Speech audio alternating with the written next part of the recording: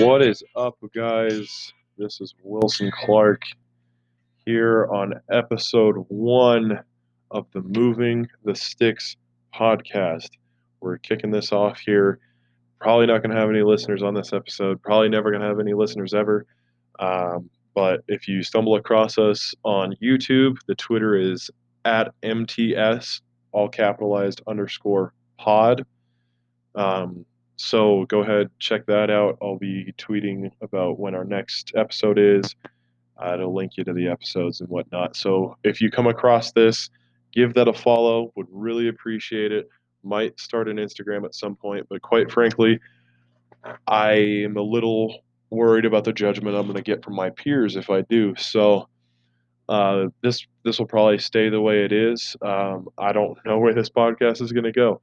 I really doubt that I'll ever get any listeners. I'm just going to kind of do this for freelance because this is what I want to do for a job someday. Because I really, really enjoy talking football, and I found a love for prepping for talking football that I've never had for anything else I do. And if I can do something like this for a job someday, I will never work a day in my life. So, um, hopefully you guys enjoy it. I'm going to talk a lot of Broncos every week. I'm going to talk across the NFL. I'll give you a top five performers of the previous week until the end of the season, and then we'll cover NCAA football as well. We'll keep track of the Buffs, the Rams, and the UNC Bears, as that is where I am headed. So once they get into season this spring, I'll talk about them as well.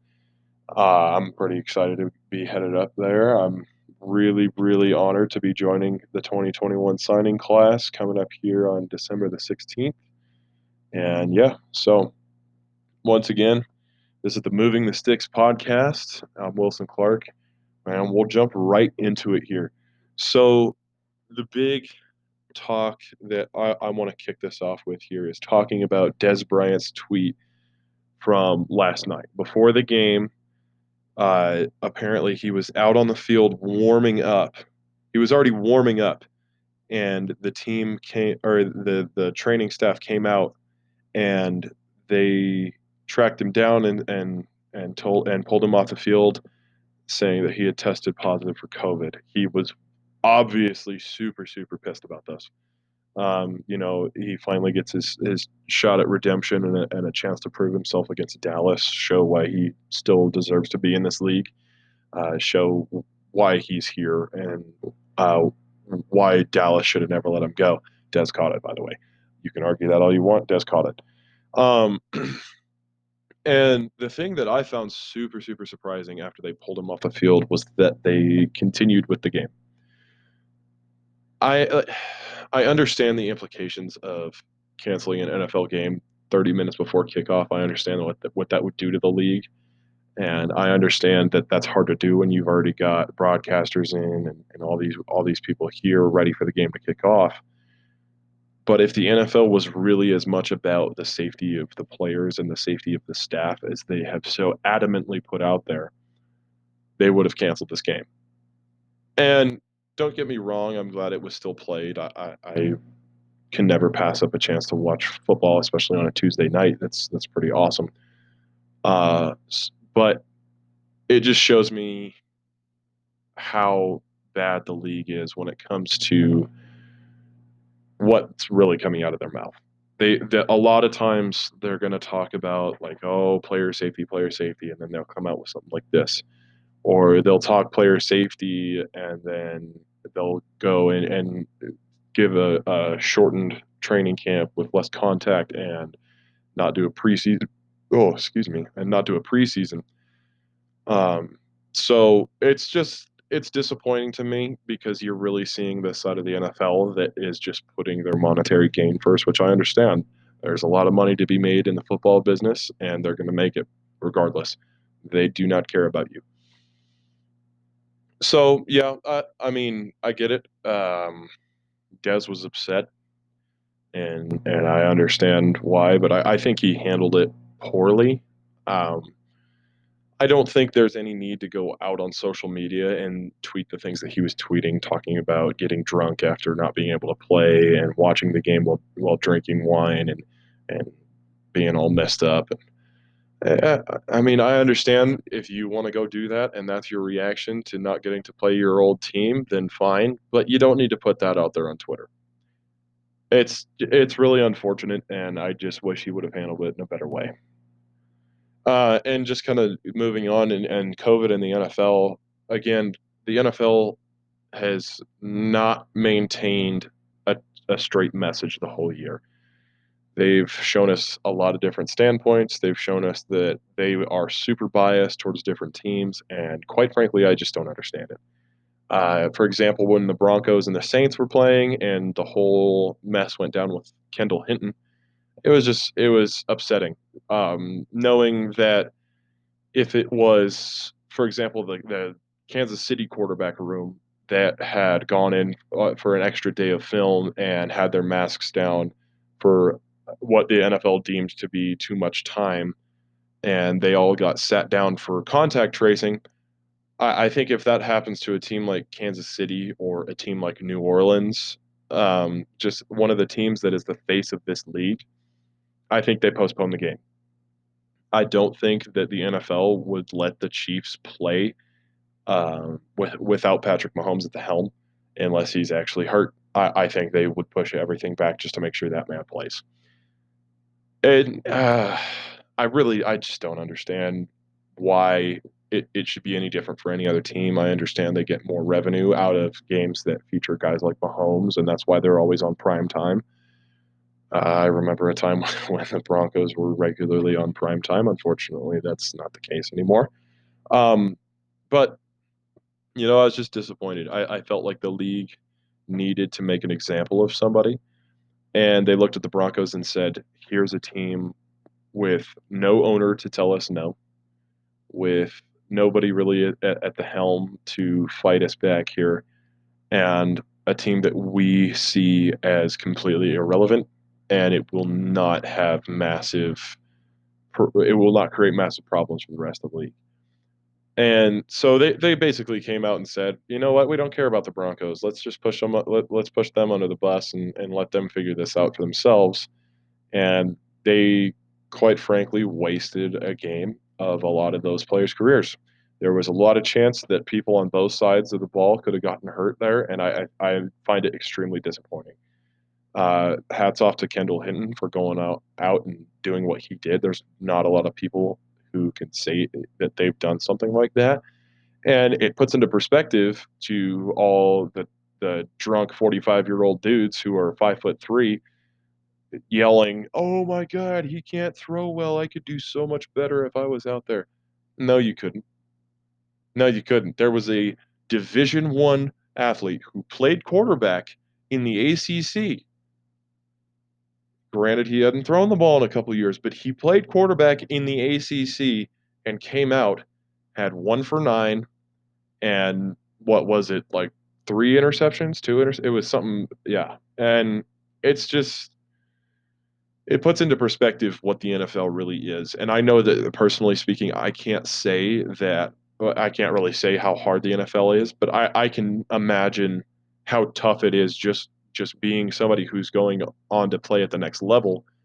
Um, Understanding that in my mind, I'm a pretty good football player, and I am still not reflected as a Power Five guy, and most Power Five guys don't make the NFL or start in the NFL, and to know what that's got to take is ridiculous, and I don't think people quite understand the severity of that.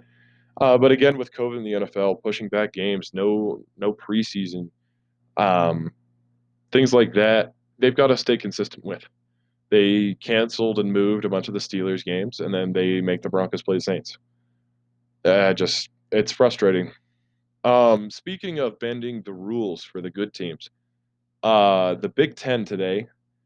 I do not know if there is an official ruling yet, but the last I heard, it sounds like it's going to happen. They removed the 6 game requirement to make the Big Ten championship game. This makes Ohio State the Big Ten East champs, and they'll play Northwestern in the Big Ten championship game. However, I think that's a little hypocritical because they came out in the preseason right before the Big Ten kicked off after they pushed back their season a little bit, and they said, you must have 6 games played to be eligible for the Big Ten championship game. And here's Ohio State, who is by far the best team in the Big Ten. Everybody knows they're going to beat the they're just going to absolutely annihilate Northwestern. It's not even going to be a close game. I'm just going to say that.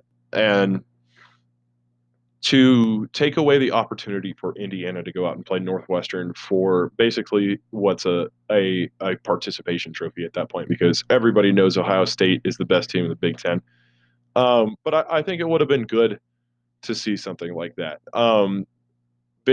I mean, maybe Ohio State still gets their college football playoff chance, but to let the Big Ten championship game get played between Northwestern and Indiana would do a lot for those programs, and to see those teams battle it out, I think would be a hell of a lot more interesting game than Northwestern and Ohio State. And you can't really convince me otherwise. I'm really frustrated by the fact that the Big Ten will come out and bend these rules. And I understand Ohio State's really good. I understand that they need to be in the Big Ten championship game, and it looks bad if they're not. But I also think that they need to think about all of their programs as a whole. And it's it's disappointing. It's just disappointing to me. I'm not surprised, but I'm disappointed. Um, and I really think Northwestern would have had a shot at winning the Big Ten. I think they could have beat Indiana with Penix having a torn ACL. I think Indiana would struggle in a big time matchup like that. I think their backup quarterback just isn't there yet. Um, moving on, so the Pac-12, similar to the Big Ten, I'm not. Well, I'm more of a fan of the Big Ten than the Pac-12. Quite frankly, the Pac-12 is a bunch of dudes who've never taken a snap of football in their life and don't understand the competition of it and don't understand what it means to actually want to win, which is really, really irritating because the Pac 12 is the joke of Power Five conferences every single year. Every year. And that's the only Power Five representation here in Colorado. And to know that even the 4-0 Buffs are basically treated as an afterthought is really frustrating. Because I think that the Pac-12 and Colorado, the state of Colorado, have been shoved aside as non-factors in the world of football, and it's disappointing to me because as somebody who's trying to seek opportunities out of Colorado, I've seen that firsthand, knowing that people who looking side by side tape have the same abilities as me will get bigger offers, and it's just as well as other dudes that I know are in Colorado. It's unfortunate. Um, and I don't mean to toot my own horn here. I just really think that Colorado is deemed as not a great place for football. When I think in reality we've got some special dudes. We've really got some special dudes. There's guys who play for the likes of Cherry Creek um, and Valor, who year after year are just lights out football players. And we did not get our first 5-star until Gavin Sawchuk, and he's good. Don't get me wrong, the man can move, but it's disappointing that we've not had a 5-star before. And for example, Christian McCaffrey came out of here. The man was a 4-star recruit. I think it's really a shame that Colorado is looked at that way. But back to the Pac-12. So I think they need to kind of bend some rules here, the same way the Big Ten is. They've already come out and said that under no circumstance will they do that. But CU and USC are respectively ranked 15 and 21 in the college football playoff ranking. And they're both in the Pac 12 South and were scheduled to play a couple weeks ago, and it was canceled because of COVID issues with USC. And now the Pac 12 said that they will not, under any circumstance, let the two of them play for the Pac 12 championship, which I think is really, really frustrating. I think that they're the two best teams in the Pac-12, hands down. It's not even close. They need to be playing each other at some point. If the Pac-12 would have some stones and move the game back a week, the Pac-12 championship that is, and let USC and CU play next week to find out which one of them is represented in the South, I think that needs to happen, but I don't think it will because the Pac-12 just sits on their asses and does nothing.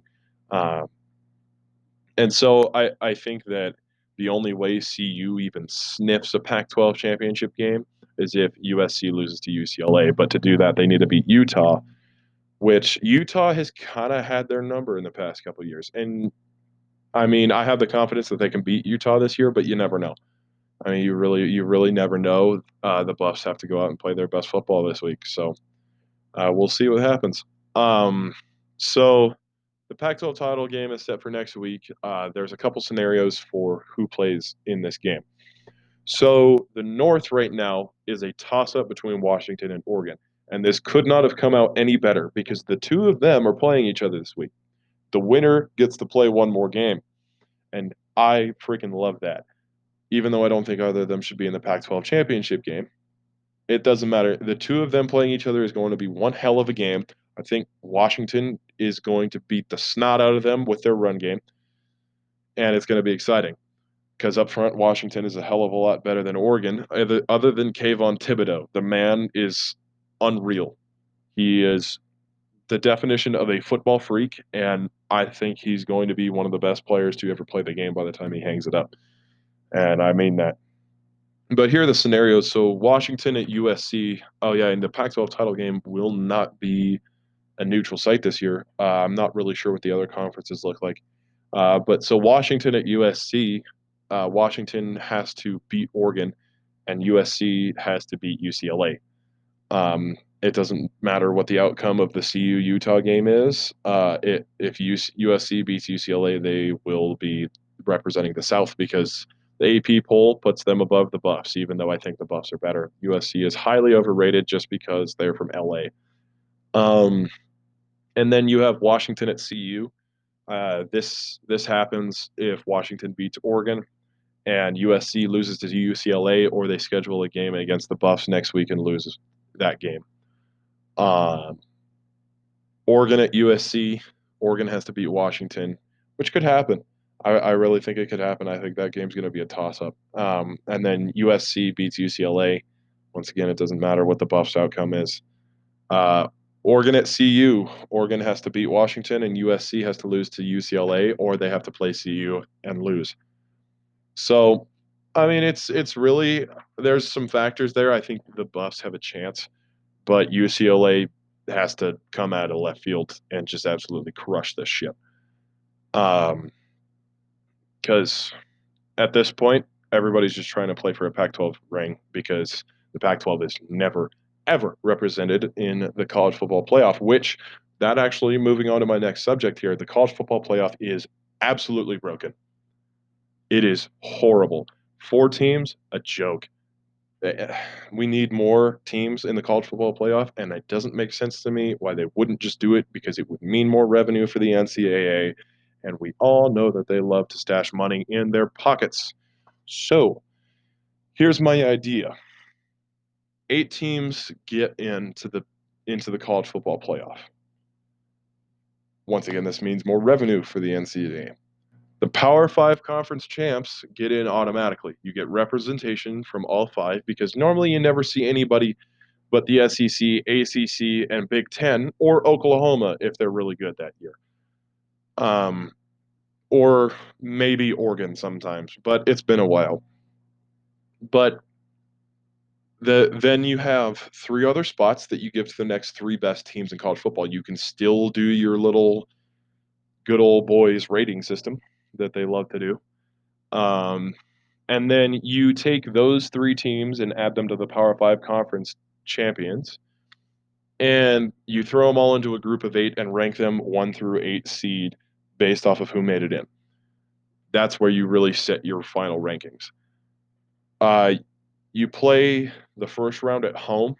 I think that would be a lot of fun. The higher seed hosts, no neutral site for the first round. You cannot convince me otherwise that a playoff atmosphere in a place like Death Valley, South Carolina, would not be absolutely jumping.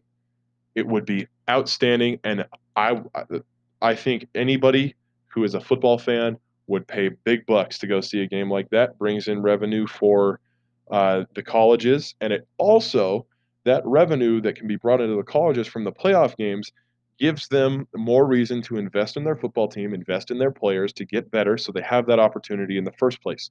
I think it just kind of put lights of fire up under their ass, and I think it's something that needs to be done. So you have those home games for the higher seed in the first round, and then you go to the semis, and you get to do what's always been done. You get to go to a neutral site, and I think you go to one of the beautiful stadiums that's been recently built. Um, SoFi Stadium needs to be hosting college football semifinals. It really does. I think that stadium is amazing. It's going to be on my bucket list to visit someday. It's. I think it would be just a great place to set that kind of energy. You play at prime time at night. I think that'd be great.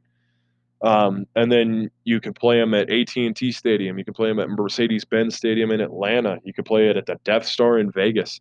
And then you could alternate these over the years. You could do one year you have the semis being played at SoFi and Allegiant, and another year you have them being played at AT&T and T and Mercedes. And I really think that would be those would be some really good destinations for those games. Um, and then to the national championship.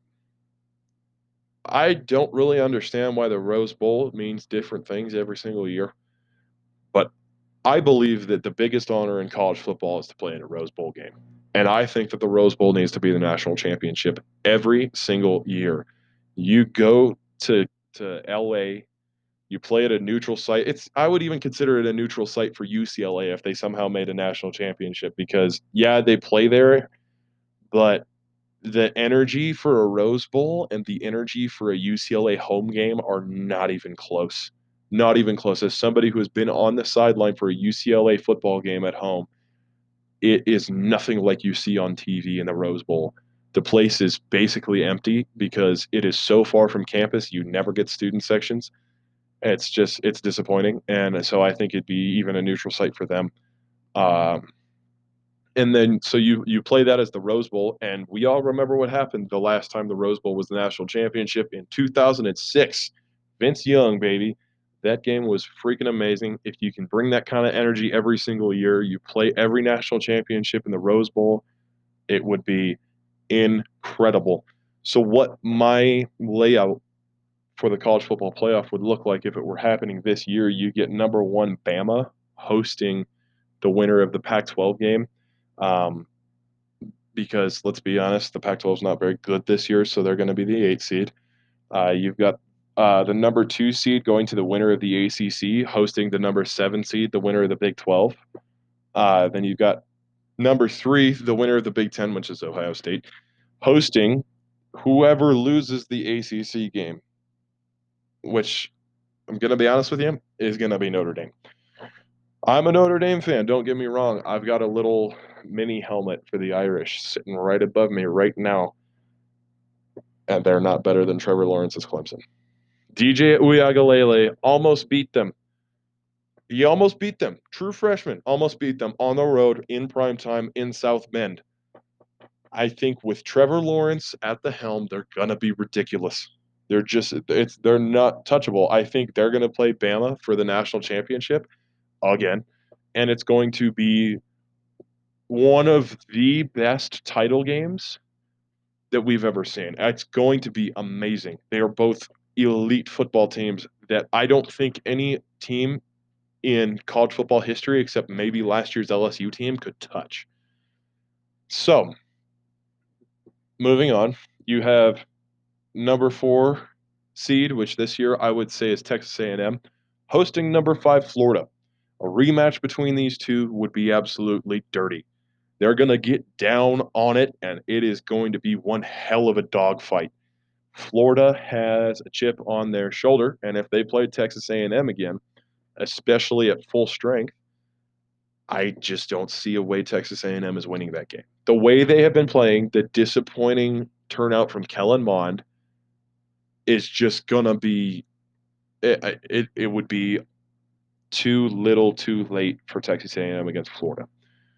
So those are the first round games being hosted by Bama, Clemson, Ohio State, and Texas A&M. And I think those would be great atmospheres to go and watch a college football playoff game. A home playoff game at College Station. You got to hear me out here. Versus Florida, which would be a rematch. You can't tell me that in normal times, if we could pack stadiums the way we normally do, this wouldn't be amazing. So then moving on, you get the winner of the Bama versus Pac-12 champion, uh, and then they will play the winner of Ohio State and the loser of the ACC championship game. You play that at AT&T Stadium. Then you get the winner of the ACC championship game versus the Big 12 champion. The winner of that plays the winner of Texas A&M and M and Florida at SoFi, and then you get a national championship at the Rose Bowl on New Year's Day. And I just don't see a better way to put a nice little bow on that gift to the people. I think that'd be incredible. All right, so that's going to kind of wrap it for college football talk. And moving on here, let's talk about the Denver Broncos. They are lackluster, disappointing, um, and I'm frankly not surprised. We'll get into it a little bit here in a minute, but a lot of it has to do with the ownership. But for now, we'll talk about Drew Lock. Whether or not he's the answer has yet to really surface itself. I think he is sitting right in the dead middle. He's showing flashes of really, really poor quarterback play, and he's showing flashes of really, really good quarterback play. I don't think he's played enough games. The man has played 14 starts for the Denver Broncos. He has been injured. He has been on the COVID list. He was not starting until the end of the year last year. I just don't think we've seen enough of him to judge him. And as much as I really dislike Pat Shurmur, and I don't think it's the right offense for Drew Lock went all 4 years at Mizzou with four different offensive coordinators. His first 2 years in the NFL, he has two different offensive coordinators. I am really curious to see what this man can do with some consistency in the coach's room. And I just think that it'll bring out a whole new side to him mentally when he's been in the system for more than a season. I think he'll finally be able to develop. I think that you don't need to bring in another quarterback to help develop him. I think he can really just kind of blossom on his own. Um, Unfortunately, I don't know that the Broncos have that kind of time. You're starting to see the dwindling career of Von Miller. You're wasting prime years of Bradley Chubb, and you're wasting the early years of Jerry Jeudy and Cortland Sutton, Noah Fant. Guys like this don't come around too often, and we've got a ridiculous amount of talent. So I think if by mid-season next year, Drew Lock is very clearly not the answer, it's time to move on. But I think he needs another year. So we'll see what happens here. But I don't think John's going to move on from him too quickly because John does his research on quarterbacks, and John will not admit his draft mistakes. Um, he didn't admit his draft mistake with Garrett Bowles, and now look where Garrett Bowles is. Everybody hated him for the first couple of years of his career, and now he is the number one tackle in football. That's freaking awesome. And don't get me wrong, I hated Garrett Bowles. Absolutely hated the man for a couple years, and now he's one of my favorite players in the league because he has my respect because he turned it around on a dime. Not a lot of people can do that. It's freaking awesome. But I think that we need to be a little patient with Drew Lock. But if he doesn't work out, there's some alternate routes. We could try and sit him for a couple years under a veteran quarterback, let him learn and move on if he takes that well. But if he doesn't, then we can move on to a guy like Matthew Stafford. Stafford is going to undergo a coaching change this year. If they give the contract to the coach, uh, to a coach that's similar to a guy like Cliff Kingsbury or a guy like Sean McVay, you're going to see Matthew Stafford stay around because they know that he's got the talent and they're going to rebuild around him. But if you get a John Gruden type of contract in Detroit where they are given 10 years to rebuild the program and rebuild the football team from the very beginning, Matthew Stafford's out of there. They're going to go get their new franchise quarterback. They're going to start from scratch. Um, and I think that if we get the opportunity to get our hands on him, obviously he's going to be a contested quarterback in the market. We're not the only team that needs a quarterback, but he's a very real possibility for us. I think he can fit into a Pat Shermer system. He is a gunslinger. We've got the running backs to surround him with. We've got the offensive line to protect him. I think he's a great choice for us, and I think that his prime years are still ahead of him. I think, quite frankly, he has not been given the opportunity to shine as the quarterback that I think he is, and I really want to see him in Denver if we decide to move on from Drew Lock. Another thing we could do is sit Drew Lock down behind Ryan Fitzpatrick.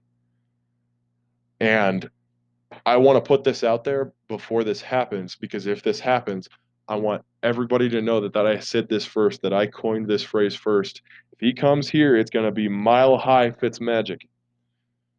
It's going to be mile high Fitzmagic, and you can give me all the shit you want for that. But everybody's going to call him that if he comes here and if he turns this place around. But going back to the serious part, if we can start him for a couple games next year and let him mentor Drew Lock the way he has mentored Tua, I think that we're going to see a whole different side of Drew Lock. I think that we're going to win a few games in the beginning of the season. We're going to sit Ryan Fitzpatrick down, and Drew Lock takes off. I really think that if we bring him in here, that's our answer. If we want to give Drew Lock a mentor, even if Fitzpatrick doesn't start, even if he's just in there to mentor Drew and he's there to push him with some competition for the quarterback spot, that's something that we need. I think that the absolute worst thing that the Broncos can do is draft a quarterback. I don't think we will, because I think John is smarter than this. I hope John is smarter than this, but we cannot draft a quarterback this year. That is not what we need. It is not at all what we need. We're not going to be high enough in the draft. We're right in no man's land. We're right in limbo here, where we're just outside of the top 10, so we can't get anybody that's a good quarterback, but we still suck. And so we're going to be stuck with the likes of Zach Wilson, who is not an NFL quarterback. He is not. He's had one good year at BYU, and he lost to Coastal. He's not a good quarterback. He's not an NFL quarterback. Fight me on this. I don't care. Um, I think the only surefire drafted quarterback was if we had the first overall pick and could go get Trevor Lawrence. That is the only way that we could have a surefire quarterback in this draft. Justin Fields is really good. He would never fit in a Pat Shermer system. He's not a just grip it and rip it quarterback. He just isn't. Um, he reminds me a lot of Cam Newton, and Cam Newton is not that guy either. Another option that we can pursue is Sam Darnold, because the Jets are going to have the first overall pick. They're gonna go 0-16. They're not winning a game this year. If they do, it's going to be barely. They're going to finish 1-15. They're not going any better than 1-15. I think that, being the idiots they are, they're going to uh, get rid of Sam Darnold, and I think he's going to be there for the taking. I think that under the right coaching and in the right system, being the quarterback that he is with weapons around him, he does not have weapons in New York. He has none. They are terrible. You bring him into a system where you have a consistent offensive line and you have weapons around him like KJ Hamler, Jerry Jeudy, Cortland Sutton, Noah Fant, Albert Okwuegbunam, and the tandem running backs that we have in Philip Lindsay and Melvin Gordon, I think that you see a whole nother professional Sam Darnold. I think that he would be a great fit here. I think that he would work really well. And I think that he's going to be available, because the Jets are absolutely stupid if they don't go and get Trevor Lawrence. And if they decide not to go and get Trevor Lawrence and they decide they want to roll with Sam Darnold, they have to get a lot of trade value for that first overall pick, because nobody else can I see them taking at number one that is not a quarterback. I mean, maybe you go out and get a guy like Penei Sewell, or you go and get a guy like Micah Parsons. But I think you trade back to do that, and I think they can get a lot of draft capital and a lot of good players for trading back from that one spot, because Trevor Lawrence is deemed as a once in a lifetime kind of prospect. So at the end of the day, the Broncos have options. Do I think they will pursue any of them? No. I think we're going to stick with Drew Lock. I think we're going to change nothing. We're going to go and draft more receivers like a bunch of idiots instead of corners that we need. And we're just going to move on. We're going to keep trucking forward until we get a new owner, which takes me to my next point. The Denver Broncos will suck until we have a new owner. And this is a plain and simple fact we cannot avoid. It's unfortunate, yes, and as a diehard Broncos fan, it kills me to know. But without Pat Bowlen, we've been a disaster of an organization. Without somebody up on top to tell John no, because John's made some questionable decisions, and without anybody up there to check Joe Ellis, without anybody up there to tell the league no when they decide to make us play Kendall Hinton, oh, we're not going to get anything done. So the trustees, which are a couple of people, that list would include John Elway and Joe Ellis. The trustees need to sell even facing the possible lawsuits that they would receive from the Bolin family. The Bolin family does not have legal control of the Denver Broncos right now. The trust does. They could face civil suits going over, well, with Pat Bolin there mentally when he took away the rights from his family and edited his will near the time of his death. They would go through a lot of legal cobwebs trying to sell the team, but I think it's something that they need to pursue because the Bolin family needs to all sign off on a decision, and that's never happening. They're a bunch of rich kids. They're all spoiled, and they're never going to quit bickering over the Denver Broncos. They're really not. There's no getting around it. They're never going to. They they can either take a chunk of the sell or they can take over the whole organization, which I don't think they would ever be able to do. It is impossible. There are too many of them. It's never going to happen. They're never going to agree. So they need to just get through with civil suits and get the hell out of the Denver Broncos. Because, and I'm hoping that this pushes the trust to sell or to push the civil suits faster, there is a $10 million fine that goes in effect as early as the first of the year. I've heard some talks about it going in effect in May of 2022, but it can be around as early as January 1st, 2021. And I think this will move it along a lot. I really, really hope it goes into effect sooner than later because this could push the trust and the Bolin family to finally move on and say, hey, let's sell this thing. Or put Brittany Bolin in charge. Quite frankly, I do not think is in the right position to run the organization. She did not build herself up the way that her father did. She did not build herself up the way Robert Kraft and Jerry Jones have done.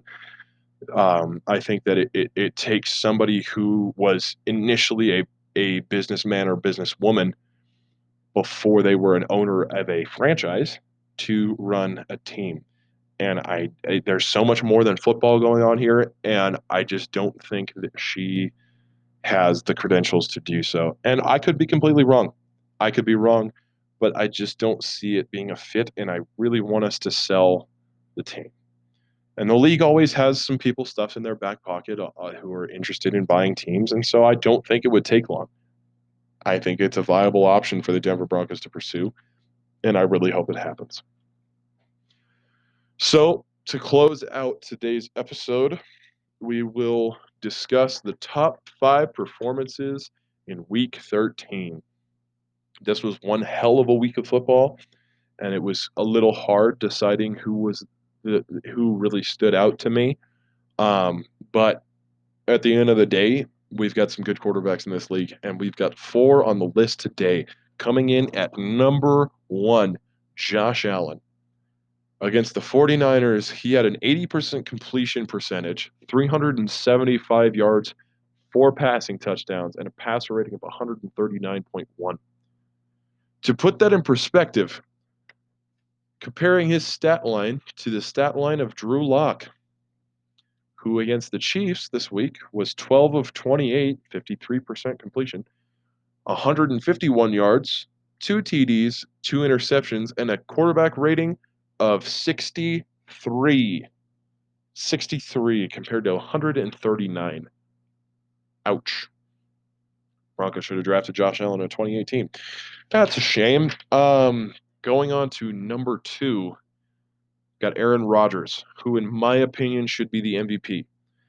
Yes, Patrick Mahomes is having a lights out season, but the things Aaron Rodgers are doing with the guys he's doing it with are unreal. So his stat line this week 73.5% completion, 295 yards, 3 touchdowns, and a passer rating of 130. That also is ridiculous. He's playing really good football. At the beginning of the season, Russell Wilson was my MVP candidate, but he has fallen off really, really hard. Don't really know what happened there, but it's a shame. Um, but Aaron Rodgers is playing lights out football, and he is the MVP of the league this year. Moving on, my number 3 standout player for top performances of Week 13, I've got Kyle Van Noy, the defensive signal caller for Miami. He is really it was one of the worst mistakes New England's ever made, letting that man go to Miami, because he is just hands down one of the best, if not the best, linebacker in the league. He totaled 8 tackles, 5 tackles for loss, 3 sacks, and a pass defended in a game. This man did that in a game. That is the stat line of some people's season sometimes. He had 3 sacks and 5 TFLs and a pass defended in a game. That's ridiculous. It was really tempting to put him at number 1. Coming in at number 4, I've got Derek Carr. His 28 completions, 381 passing yards, and 4 touchdowns are all you need to know about the kind of player that Derek Carr is. Yes, he did this against the Jets, which is why he's not higher on the list. But those are still some unreal numbers. And to cap it off with his throw to Henry Ruggs at the end, yes, I know the Jets brought 8 and ran cover 0. The throw was beautiful. Henry Ruggs torched that corner. The throw was on the money. And Derek Carr is playing really good football this year. And coming in at number 5 for our top performances of Week 13, I've got Lamar Jackson. His stats do not really show a lot, but at the end of the day, he is the reason the Ravens won this game. He put them on his back, and he played some really good, genuine quarterback play. He looked really good standing in the pocket and delivering the ball. His 2 passing touchdowns were really, really good plays on his part and really, really good throws. Lamar Jackson's stat line looking at 12 of 17 for 107 yards, 2 pass TDs, 13 rushes for 94 yards and a touchdown.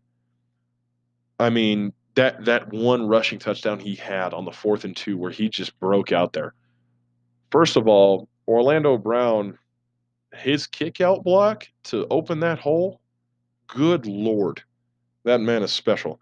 But Lamar Jackson was really quick, hit that hole really nice. I wish I could block for somebody who would run like that. And he took it to the house. So that's just about a wrap here on Moving the Sticks, episode 1. It has been my absolute pleasure to get to do this, and I am so excited that I have gotten to do this. And I set this up for myself because this is going to be something that I'm going to do for fun. If I ever get listeners on this, and if you're actually listening to this and you're not myself, I thank you a ton. I'm going to try and get a new podcast episode up next week. Once again, the Twitter is at capital MTS underscore pod. And our YouTube channel is where you find this video. I really, really hope that some of you guys check it out. I really hope I get some listeners, and I hope you guys enjoyed what I talked about. Until next time, I am Wilson Clark.